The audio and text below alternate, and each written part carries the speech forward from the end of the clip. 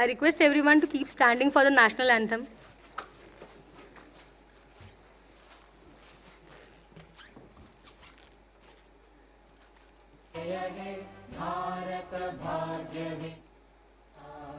पंजाब सिंध गुजरात मराठा द्राविड उत्कल बंगा विंध्य हिमाचल यमुना गंगा उच्चल जलधि तरंगा तव शुभ नामे जागे तव शुभ आशीष मांगे गाहे तव जय गाथा जन गण मंगल दायक जय हे भारत भाग्य विधाता जय हे जय हे जय हे जय जय जय जय हे।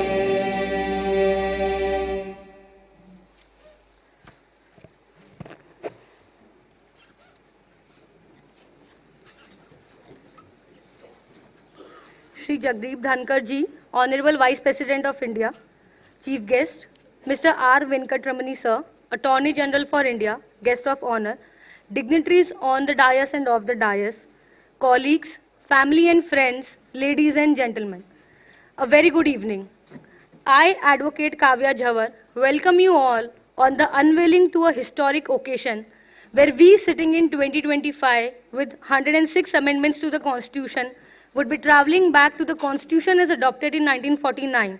And why I say it to be historic is because the book is the first of many containing minute details about the framing of the Constitution with particulars of 22 artworks, some unknown facts about the art of calligraphy which has gone unnoticed mostly by each one of us up till now, but no more.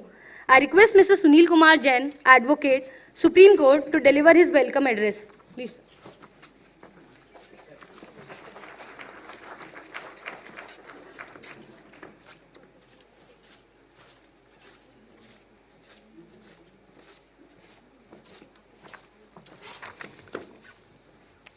His Excellency the Vice President of India, Honorable Shri Jagdeep Dhankar Ji, learned Attorney General for India and law officers, Honorable Judges of the Supreme Court sitting and retired, family members of Mr. Nandlal Bose, Mr. Prem Bihari Narayan Rayjada, Mr. Vasant Krishna Vaidya, distinguished dignitaries, publishers, and esteemed colleagues and dear friends.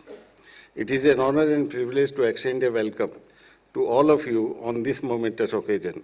The presence of His Excellency, the Honorable Vice President of India, lends unparalleled dignity and gravitas to this event. As the Chairman of the Rajya Sabha and a resolute custodian of our constitutional principles, Your Excellency's steadfast commitment to the ideals of justice, liberty, equality, and fraternity, as enshrined in the preamble, continues to inspire the legal fraternity and citizens alike. Having had the privilege of knowing Your Excellency personally for several decades, I have been a witness to your unwavering dedication to the Constitution and your profound respect for the institution that safeguard our democratic fabric. We are truly privileged that Your Excellency has agreed to inaugurate this important work which seeks to illuminate and reaffirm the living legacy of our Constitution. This publication arrived at a critical juncture in our nation's journey. Such works are invaluable. They bridge the often wide gap between legal academia and general public. Mr. Vijay Ansariya and I share the special bond. We have worked together in Supreme Court as Jain Ansari and Company for decades. Our family bonding is much more stronger. I extend my heartfelt congratulations to the author and the editors. May this work serve as both a resource and a catalyst for reflection, dialogue, and renewed commitment to the constitutional spirit that binds us as a nation. Thank you. Jai Hind.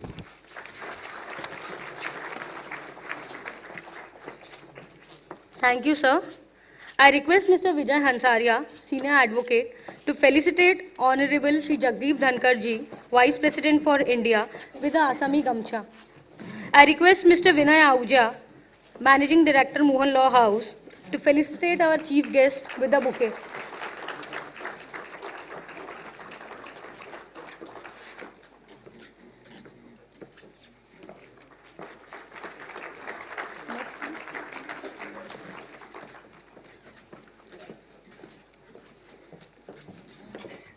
I request Mr. Sunil Kumar Jain, advocate, to felicitate Mr. R. Venkatramani sir with Asami Gamcha.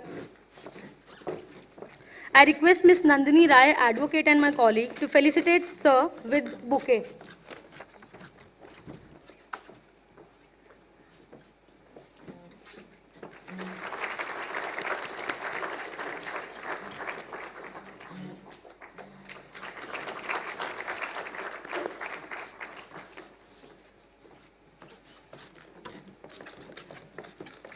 The book which we will be having amongst us today is the toil of months of hard work, exploring the unexplored and answering questions to which no answers have perhaps been written. Mr. Vijay Hansaria has put out his heart and soul to the book, and let us hear from the author himself about the book. I request Mr. Vijay Hansaria, senior advocate, and my mentor to give his introductory address. Not now, not now.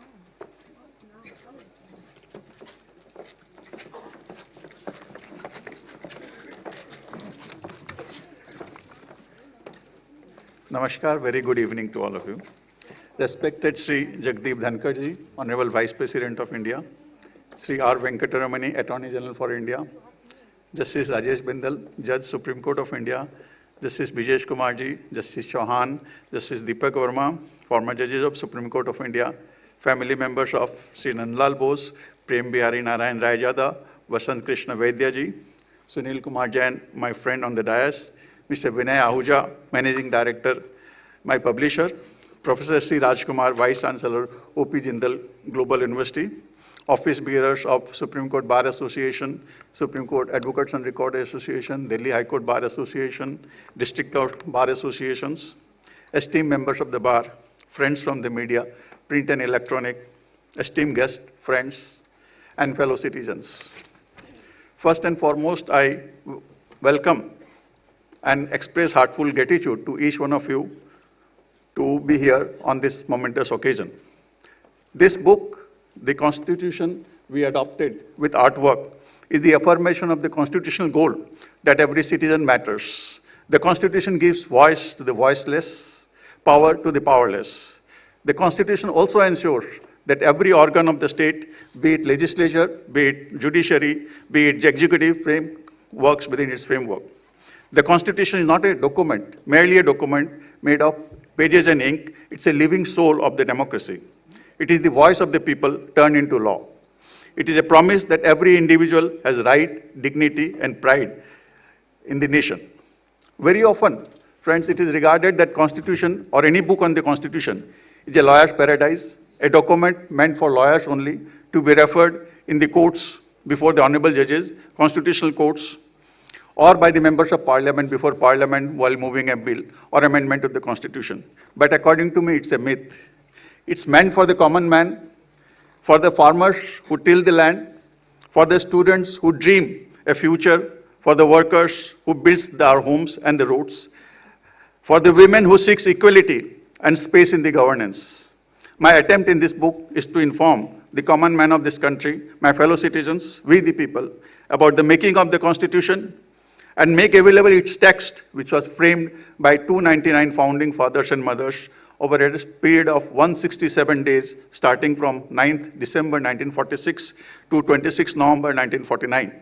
After extensive, erudite, and thoughtful deliberation, it is, if you see the text, it is in 12 volumes running into 36 lakh words, but I have quoted only 5 eminent speeches just to give an idea as to how much labor and pain and exercise they have done, the founding fathers have done, while giving the Constitution. Now, if you go and buy to give a copy of the Constitution, either we get a Constitution which is amended 106 times to meet the hopes and aspirations of the people, but we don't get what was actually given to us on 26th of November 1949. The original copy of the Constitution does not contain a mere text. It has 3 very eminent persons who have decorated it with their hands.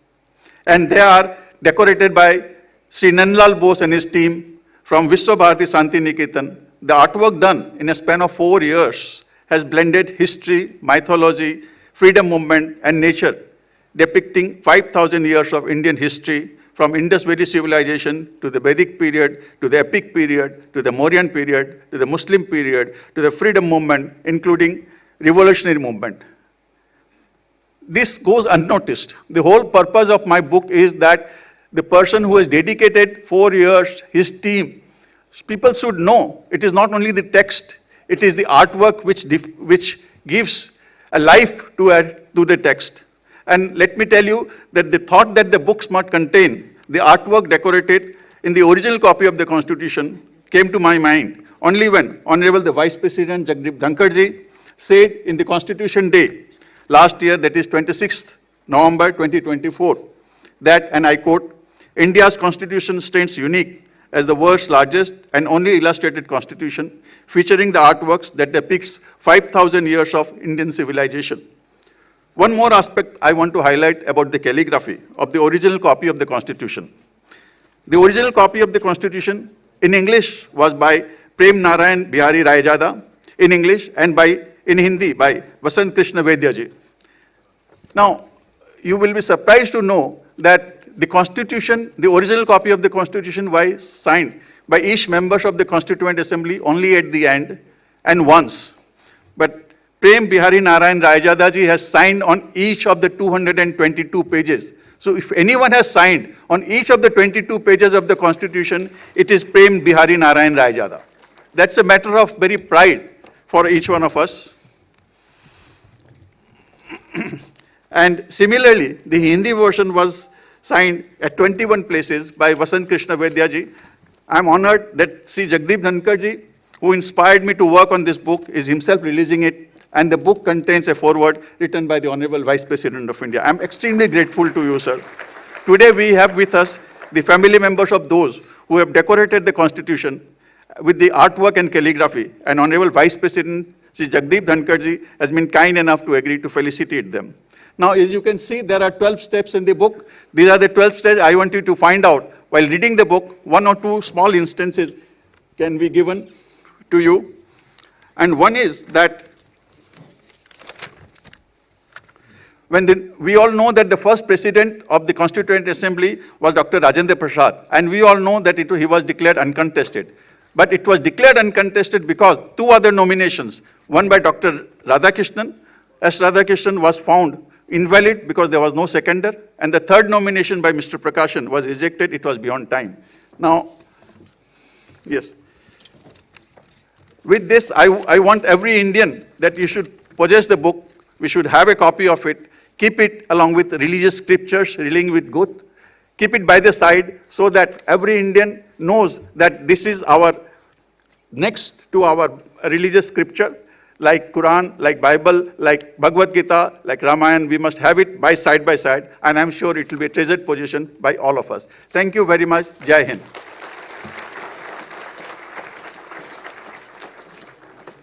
It is time for the moment for which we all have gathered here. I request the dignitaries on the dais to unveil the historic book, which will be one of its kind for we the people of India.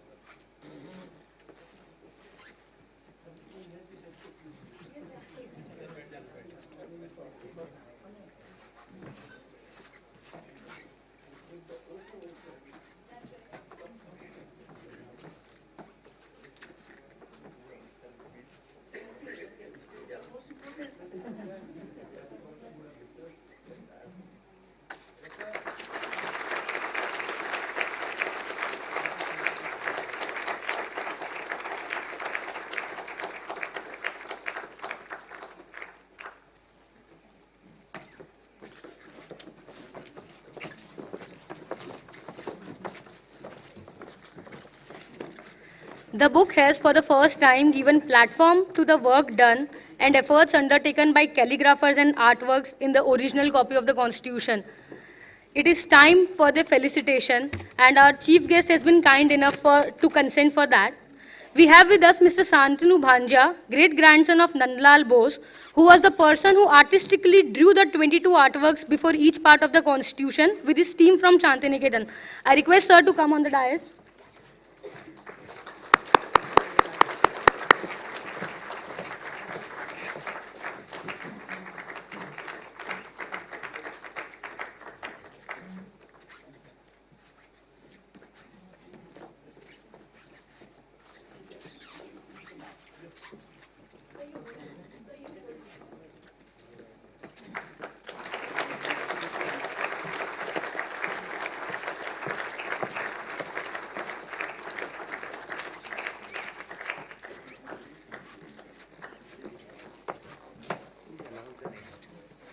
We have with us today Yogendra Bihari Saxena, nephew of Sri Prem Bihari Naren Raizada, who was the person who calligraphed the English copy of the Constitution.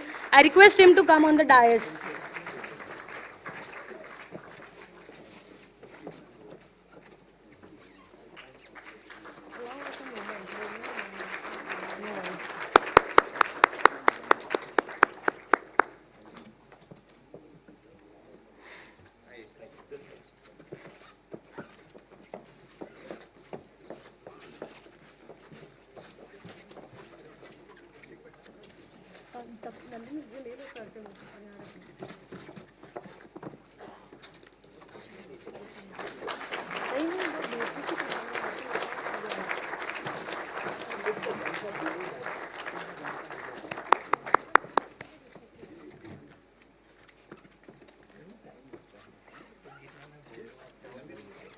We have with us today Shrikant Vaidya, son of Vasant Krishna Vaidya, who was the person who calligraphed the Hindi copy of the Constitution.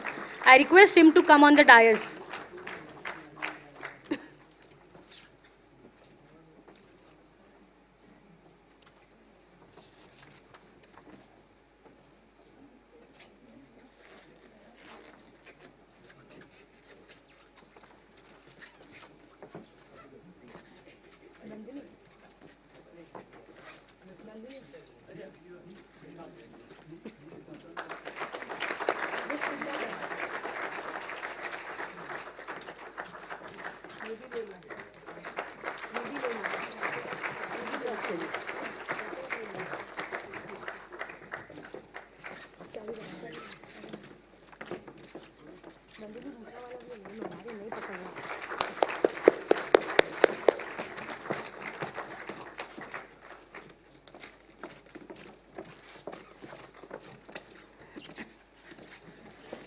We have with us today as guest of honor a very charismatic personality, Mr. R. Venkatramani sir, Attorney General for India.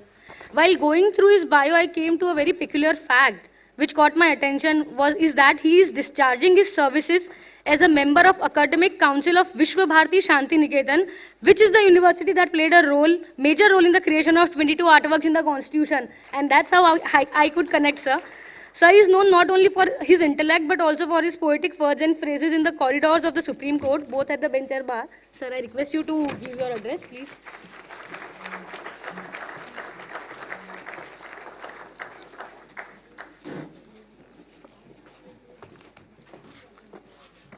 When the Honorable Vice President is here, you must be very careful about what you speak. The speakers till will knock you on what you have not learned to speak at a program like this, at how you have not learned the Constitution. So I'm very happy that, if you may call my brother Ansarya as Acharya Ansarya. If Nalanda University has been alive today, you would have been crowned as an Acharya. Since I recognize Professor Vice Rajkumar here, I'm sure you will have a next occasion to confer a doctorate on him. And, for being part of articulating important motions, understandings, and the dimensions of the Constitution. This is not the only book he has written, and this is not the only book he has conceived. And I suppose our nation will continue to be proud, happy, and celebrate as many books as we may write about the Indian Constitution for a wide range of reasons. As my friend Ansaria called me for this function today.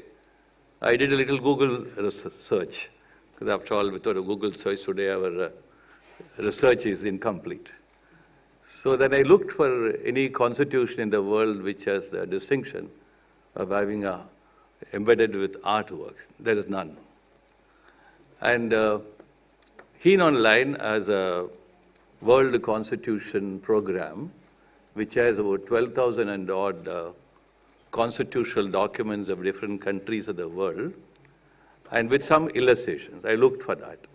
It matches nothing, nowhere closer to what is artworks the Indian Constitution talks about. And that's not merely something on paper. When you talk of an artwork, well, we may have a splendid artworks from very renowned artists within our lobby rooms, and we take a lot of pride about hanging them on our walls around. But what Mr. Ansaria is talking about is not on the walls of your bedrooms or lobby rooms, but it will hang in your hearts. The artworks will become part of your understanding the Constitution. So if a great deal of thought has gone into the artworks finding a place in the Constitution, it means that it is not merely to decorate it. It goes beyond decoration. So when it says goes beyond decoration, it means what? To gather the wonderful ideas and thoughts from the myriad of historical, religious, scriptural, and historical legacy of our country, and to put them together by wonderful collections, and to give meaning and enhance meanings to every chapter of the Constitution. I found there are some people who have tried to interpret each artwork that represents a particular chapter of the Constitution. I suppose Ansari and myself will sit together on writing the next book on interpreting these artworks and see how the evolution of constitutional law in this country has added to this interpretation. I think it's an important thing. Artworks and their interpretation. I suppose you will do that. But much more than that is these artworks collectively, I suppose, give us one important understanding of what endurance of a constitution. If our civilization has endured beyond 5,000 years, a welcoming civilization, a tolerant civilization, and with all the elements of being together, knowing together, sharing everything together. So the Indian Constitution promises that for the future. And how do we carry on this wonderful responsibility of carrying on this task through the Constitution? I think that's how I think we would look at the artworks, not merely some symbols from the past, but something which will convey us what we need, each and every one of us need to do as merely constitutional students, constitutional lawyers, and constitutional, gatekeepers. I think it's important for us to gather all that through this small but very encouraging step taken by Ansaria. I will finally conclude by saying that when I look at some of those very brave hearts who try to interpret the artworks in the context of each chapter of the Constitution, I found only two of them trying to do that. One is, of course, former Justice R. Chauhan. I went through that, but what caught my attention was an important statement made by him that artworks in the Constitution and their interpretation do not belong to any class of people. It belongs, we the people of India. And we the people of India will say it is a Catholic vision, from Rig Veda from north to south. A Catholic vision, not a narrow vision of expropriating the artworks for any particular point of view. And that's an important aspect. And I'm sure, as I said, more genre of this work with the encouragement of Professor Rajkumar will be done, because you go to his Constitutional Museum and he honored all those family members of the Constituent Assembly members. I mean, what a great thing to honor them. And today we honored 3 of them today. I suppose as we move on into the next 75 years of Indian constitutional history, each one of us would have figured in being part of making this a living reality, not by being, present here, but the very presence makes it important. So I am so glad that Ansariya thought about it, and more importantly, he thought that you should invite the Vice President to be here. What a great evening today. I wish him many more such enduring works in the life of the Constitution, and thankful to you for inviting me today.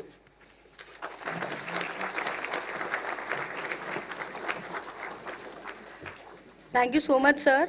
I'll definitely try to pursue, sir, to write another book on the interpretation of the artworks. We have today with us as our chief guest, Shri Jagdeep Dhankar ji, Honorable Vice President of India. May I request him to come? Please, sir.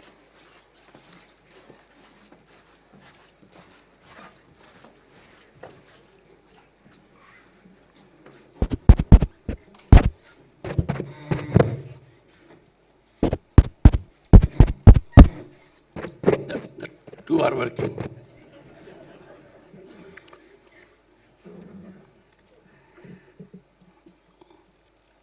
Good evening, all of you. Certainly not an easy task to be before a sitting judge, retired judges, and lawyers. But this morning I was reminded of something which is very critical in the country.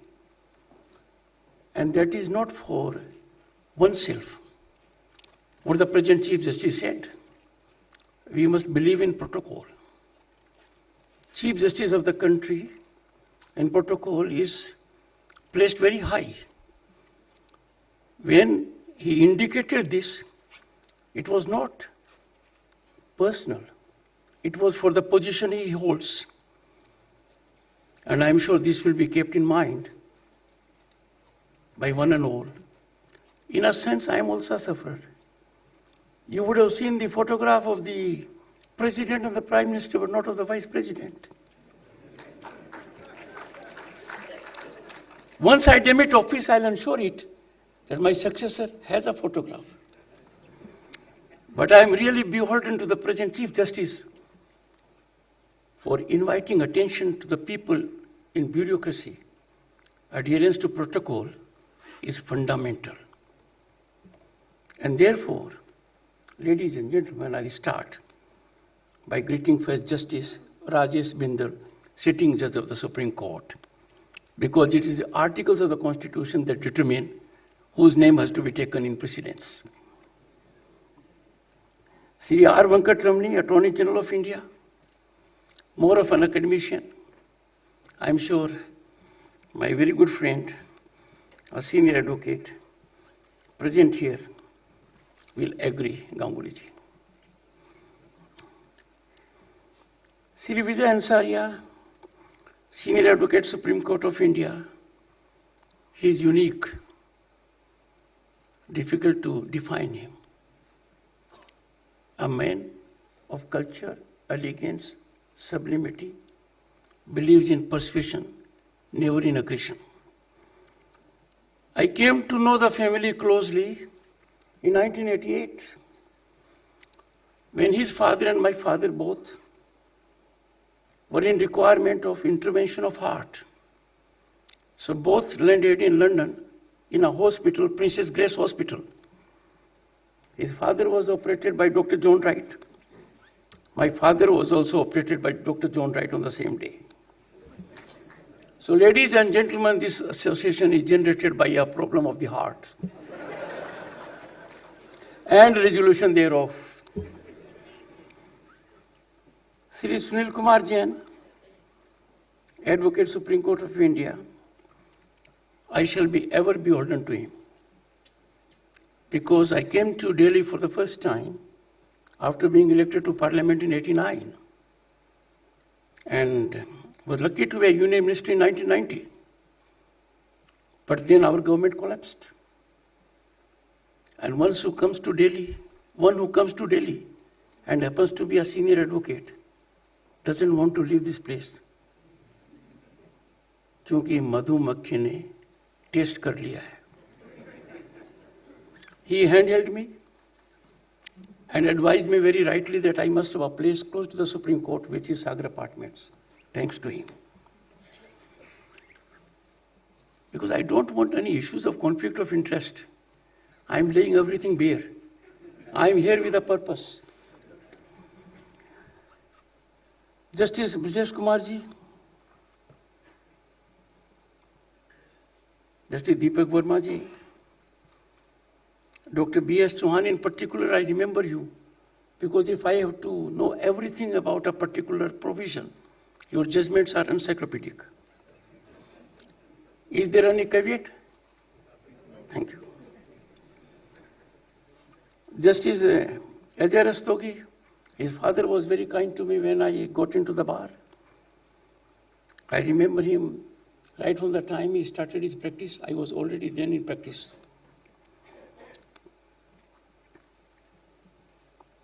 Vice Chancellor, well, anyone who carries prefix vice, I have a special affection. Because I get someone who can tell the world we carry prefix vice, but we don't suffer from vices as may easily be available. So, Vice Chancellor, Jindal Global University, Dr. Rajkumar. I must make a special mention of Kavya Nandini for two reasons.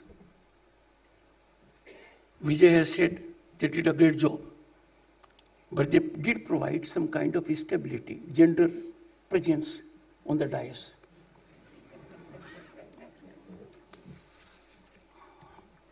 I have a book, Constitution book. Yes.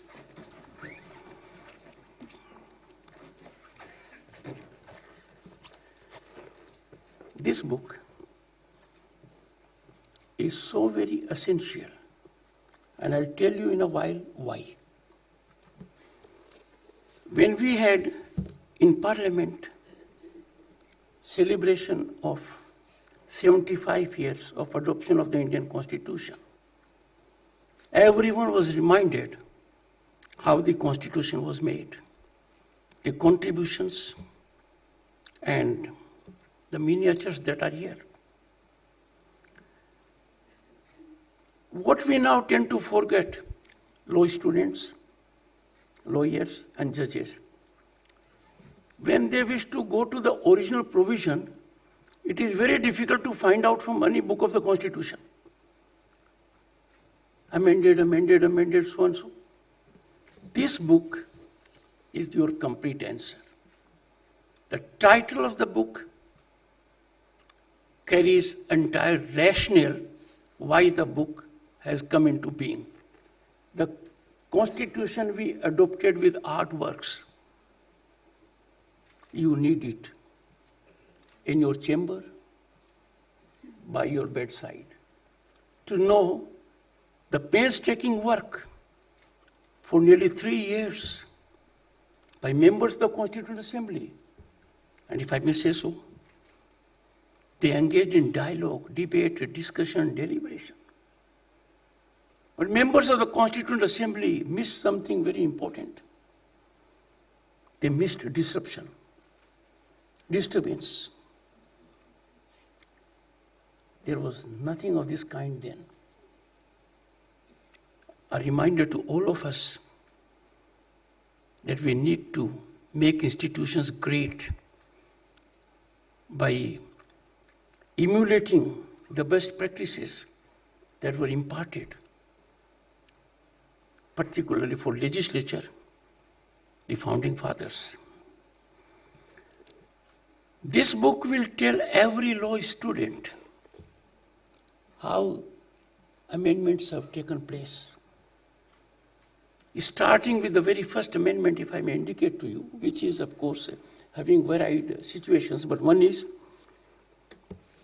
the Honorable President of India was required, as per this Constitution, to address every session. It was immediately decided every session would mean the Honorable President would be addressing Parliament 4 times a year. And there will be a debate and discussion on 4 occasions to deliver a motion of thanks to the Honorable President. So they immediately said, okay, in the beginning of the year or in the first session after elections. This book will come very handy to you.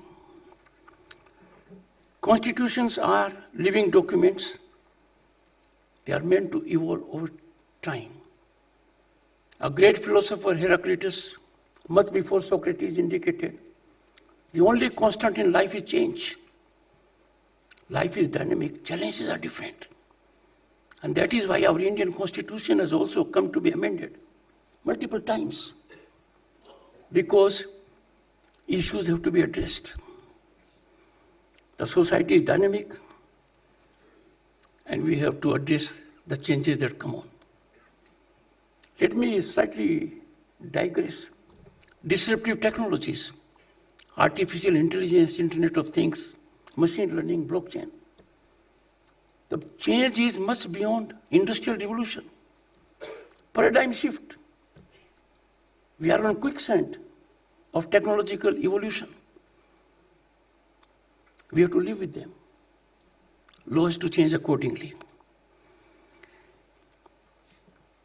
The courts worldwide look into the changes. But I am of firm belief that the Constitution which Founding Fathers gave us is the only Constitution we must believe in, subject to the constitutional amendments that have been sanctified in a valid manner by the Parliament under the power it has under Article 368 of the Constitution. Undoubtedly, there is supremacy of the Constitution, but architecture of the Constitution in its evolution is the sole repository of Parliament, and in some situations, Parliament alongside state legislatures. Sri Vijay Ansariya, who has been in the Supreme Court for over 4 decades, it is very thoughtful of you to bring out this book, particularly with artworks. And I must greatly commend when we have honored today family members of Nandlal Bose, Prem Bihari Narayan Raijada, and Vasant Krishan Vashe. I had the good fortune to be Governor State of West Bengal and went to Shantiniketan multiple times, also in my capacity as rector of that university. And I can therefore tell you that when we had 75th celebration of adoption of the Indian Constitution, a special book was brought out, one of the 4, on this aspect. And in my address to the joint session of Parliament, I had indicated what I said a little while ago. The Constitution we adopted, the Constitution that is in vogue, has to be only with interventions that have been approved on a sanctified platform, Parliament. It has been indicated very rightly by Vijay, the world's only constitution, also reiterated by the Attorney General. 22 miniature paintings, but just imagine, we have traversed our glorious civilizational journey of more than 5,000 years. Mahabharata to Ramayana, Indus Valley civilization. And before that, if you'll find that bull. You'll find Gurukul. If you really go into the rationale of every miniature before a part of the Constitution, then you'll find in part 3 of the Constitution, fundamental rights, Ramayana. And you'll find Ram, Sita, Lakshman coming back to Ayodhya.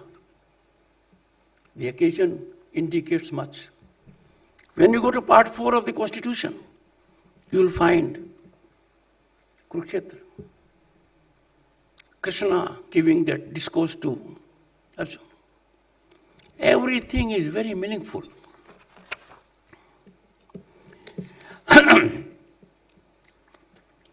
And therefore, I spoke to him that, Vijay, can you spare time to do justice to something which we need? And I know now, every member of parliament will have this book in his hand.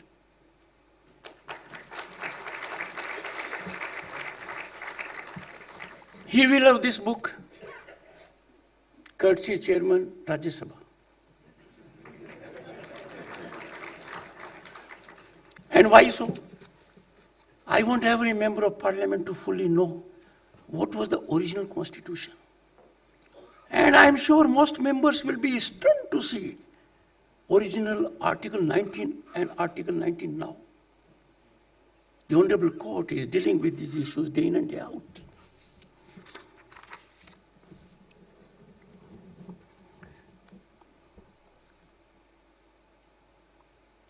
When I look at Vijay Ansaria,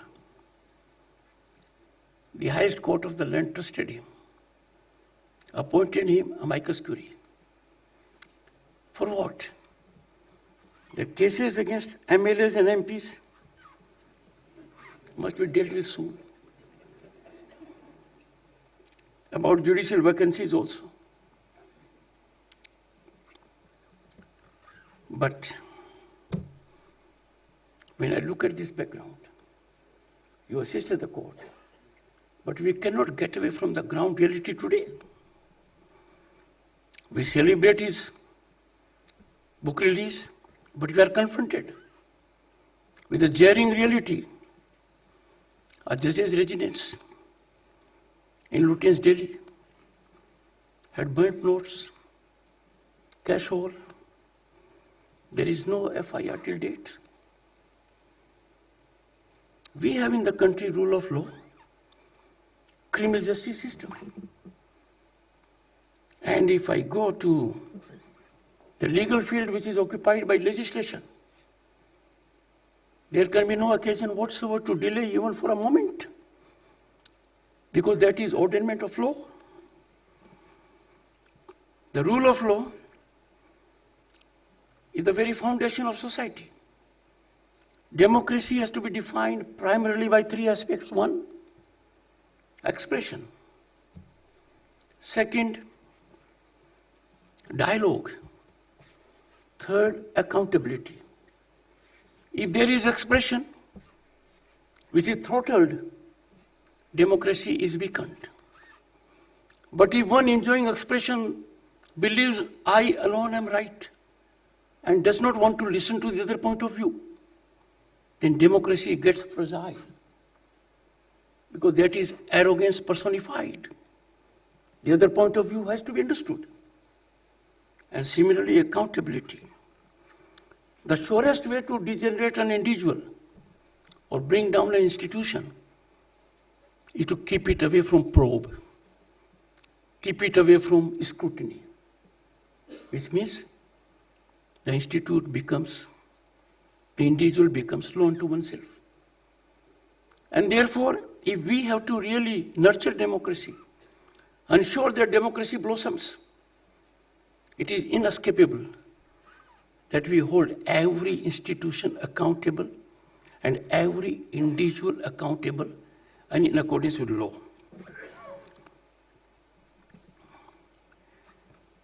Today I am reflecting, not as a bystanding detector, but as a foot soldier of judiciary. I have given my best life in judiciary. And I was extremely lucky. I can never envisage that I will do anything which in the remotest form will compromise dignity of judiciary. I started with that protocol. But I have raised issues consistently because a robust, independent judicial system is the safest guarantee for the citizen and also for survival of democracy. Now, I find at the moment a big change taking place. judicial landscape is changing for the better. The outgoing Chief Justice, Justice Khanna, set very high standards in accountability, transparency. He needs to be commended that the incident to which I referred at the residence of a judge, Cashall. And please don't mistake me. I give highest premium and value to innocence of a person. We are supposed to be innocent till proved otherwise. I am casting no aspersions. But all I am saying is that when it comes to national interest, we cannot divide in two compartments, insiders or outsiders. We all are united in nurturing constitutional essence and spirit. I am the one who held the fort that because of legacy issues, mechanism evolved by a judgment in early 90s, the present Supreme Court did what it could to the maximum extent. But time has come now for revisitation because the scenario is indeed one for which every person in the country is waiting. They want nothing but absolute truth to come out.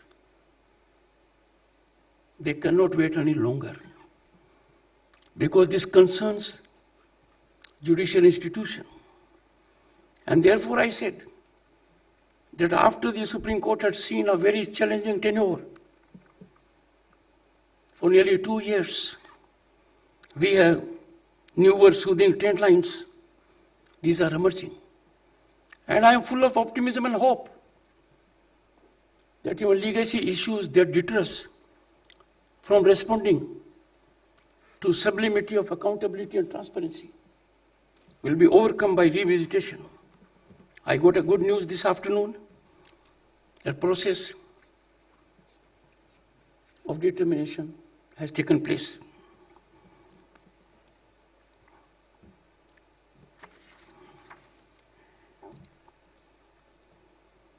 If we look at effectively the legislature, the executive, the judiciary, then when we are in distress, troubled by executive, we look up to judiciary. Accept constitutional amendments if legislation has transgressed beyond the power indicated in the Constitution, we look up to judiciary. So a robust judicial system is quintessential to survival of democracy, to blossoming of democracy. And if that system, for one incident, is clouded somewhat, it is our pious obligation to clear the air at the earliest. And I say so for this reason, that investigation all over the world is domain of the executive. Adjudication thereof is the domain of judiciary. I wonder, as Chairman Rajya Sabha, having examined the scenario which obtains in the country for removal of a judge under Article 124, the committee can be legitimately constituted only either by the Speaker or the Chairman, as the case may be, when requisite number of members of Parliament come with a resolution to remove the judge. Now just imagine how much labor has gone to Chief Justices of 2 high courts. In one high court, the coverage area is 2 states and a union territory. They involved with an inquiry which does not have any constitutional premise or legal sanctity. But most importantly, it will be inconsequential. The inquiry report may be sent to anyone under a mechanism evolved by the court on the administrative side. Can in this country we afford to invest so much time at the cost of administrative work of the Chief Justice of a High Court, a judicial work of the High Court? And I still wonder While investigating, or so-called investigation, the three-judge committee recovered electronic equipments from people. This is a serious issue. How can this be done? All I am suggesting to you is, with that caveat, I am a foot soldier of judiciary. We have to set highest standards, exemplary standards, indicating adherence to rule of law. That I am sure you all will think. Our institutions, no institution is superior. All are important. All are our organs of the Constitution, be it the legislature, the judiciary, or the executive. But it is fundamental that each institution maintains what I say, constitutional boundary limitations. And this was emphasized by Dr. Ambedkar. You have been very thoughtful in putting in your book some selected speeches, very carefully chosen. But I'll tell you, Dr. Ambedkar so emphasized, reflecting the Constituent Assembly, I quote, "The successful working of our Constitution depends upon the maintenance of the boundary between the legislative, executive, and judicial functions." Ladies and gentlemen, and very distinguished audience, constitutional transgressions are terrifying. They shake the democratic governance. Democracy as a citadel captures its strength when intact, but suffers acute vulnerability when compromised. At the moment, I can say, with deep concern, this constitutional architecture is getting strained by the day and also fragile, with not so infrequent institutional incursions in the domain of the other. I don't say only specific to judiciary, even the executive, and to some extent even the legislature. And therefore, I should not be mistaken that I am singling out an institution. All three wings, organs of the state, on which our constitutional fabric stands, have to realize that they maintain sanctity for the other's domain. In this context, I had invited your attention to a hugely concerning issue, not to us, much beyond us. Everyone in the country is now thinking whether this will be washed off, whether it will fade with time, and they are really concerned. How come criminal justice system was not operationalized as it would have done for every other individual? Even with respect to the Honorable President and the Governor, only the two functionaries, the coverage of immunity is only while they hold the office. And therefore, being integral part of this institution, that has defined what we are today, and that defines what our democracy is today. This issue for which people are waiting with bated breath, the money trail, its source, its purpose, did it pollute the judicial system? Who are the bigger sharks? We need to find out. Already 2 months have gone by,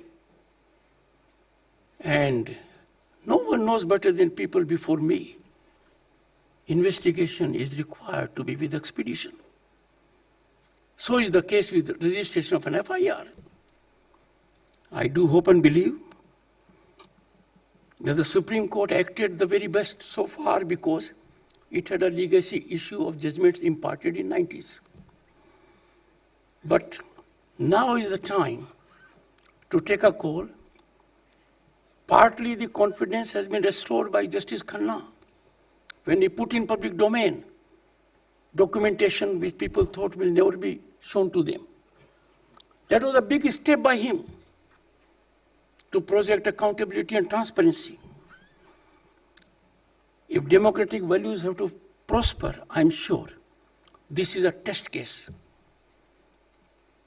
There must be swift investigation by those concerned with investigation. We must use scientific material. People in the front line particularly know. Lot many things are happening.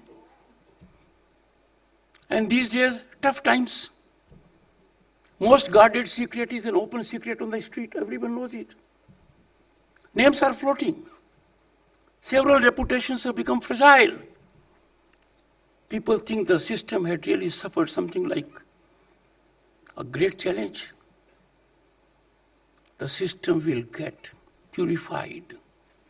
It will get image makeover once the culprits are brought to book, and not for a moment I'm indicating anyone as a culprit. Everyone is innocent till proved otherwise. I therefore focused on this particular day because this incident is a concrete manifestation of what ails the system at the moment.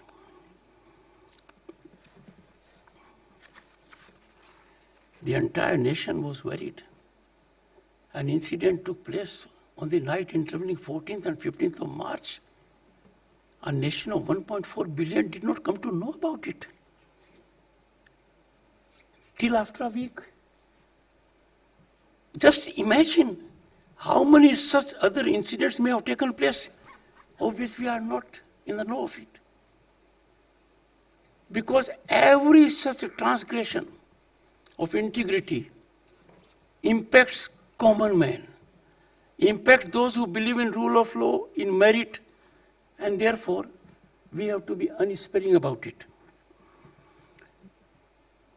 The motto of the Supreme Court, which you must have seen a number of times, I saw it every time. Yato dharm tato jay. Where there is dharma, there is victory. Or satyamev jayate. Truth has to triumph in this case. Nothing but absolute truth has to triumph in this case.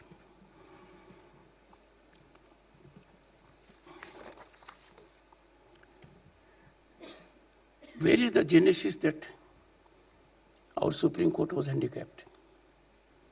I held the brief for Supreme Court. When this happened, many were raising issues. I said, no. Both the Supreme Court and the executive of the day, the government, were handicapped because the genesis of this impregnable cover is a judgment imparted by the Supreme Court in K. Veerasamai case, 1991. If I may put it, Dr. Rajkumar will appreciate it.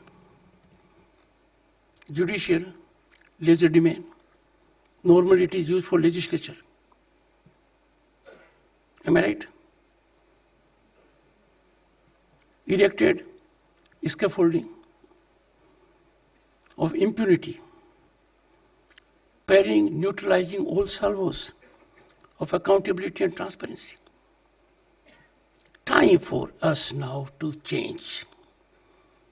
And I have full trust and confidence in the present Supreme Court, which is of eminent people, people of integrity.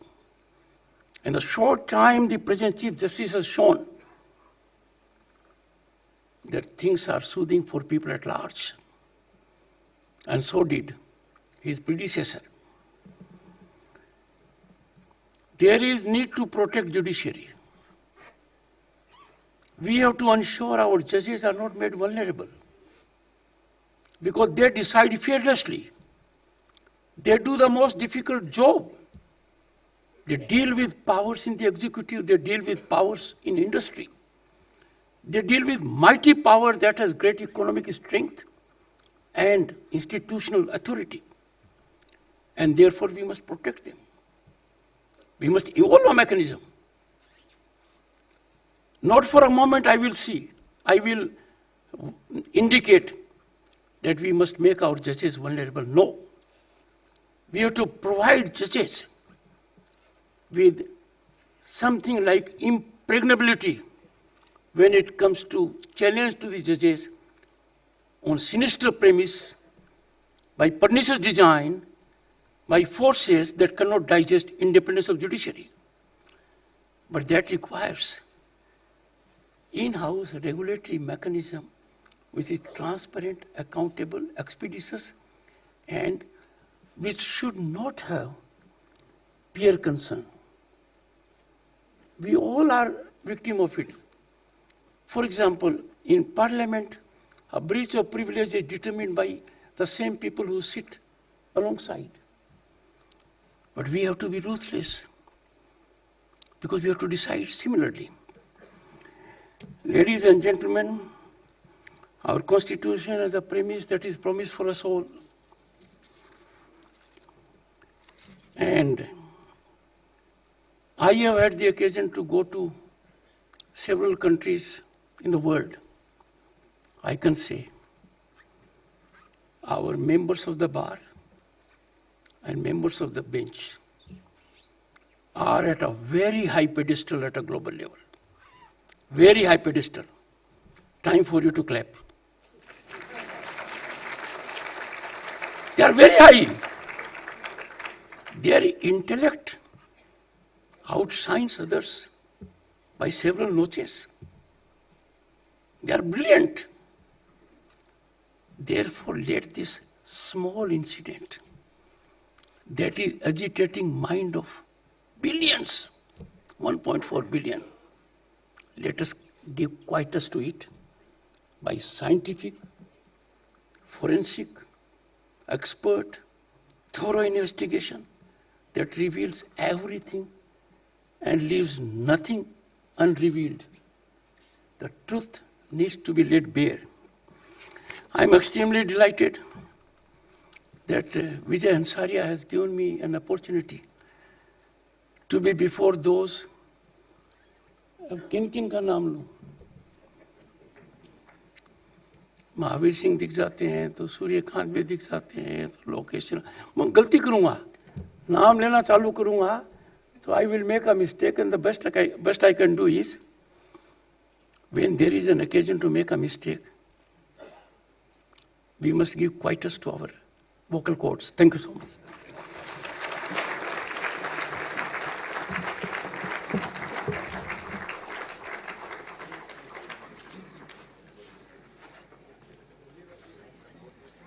Thank you so much, sir. I request everyone to stand up for the national anthem.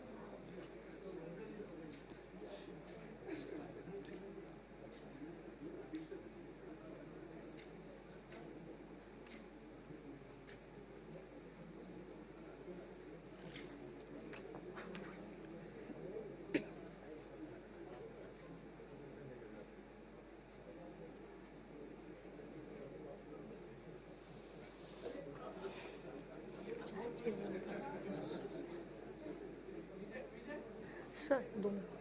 Sir, 2 minutes. Nandini, ask them to wait. Sir, 2 minutes. Sir, 2 minutes. 2 minutes.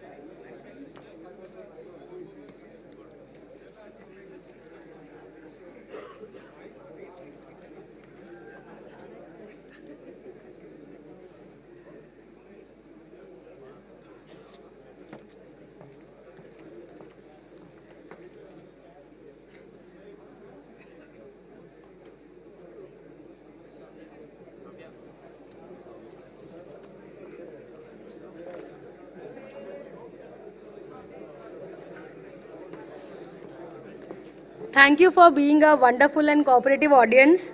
A copy of the book is available right outside, the audio on the left and the right. And please join us for high tea. Thank you and Jai Hind.